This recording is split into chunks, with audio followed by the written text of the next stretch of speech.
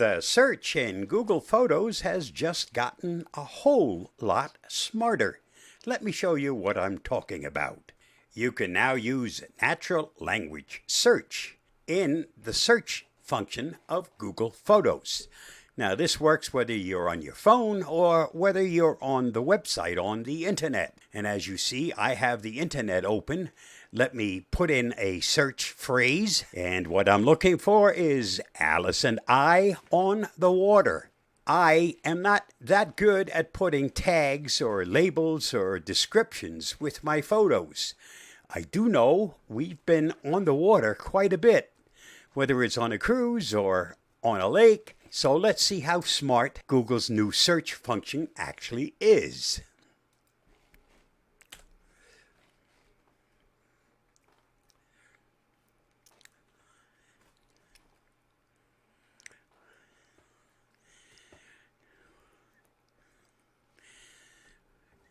Not too bad when you consider that none of these pictures are labeled, but it certainly shows that we've been on the water. Why not give that new function, now available in Google Search in their photos, a try and see what happens?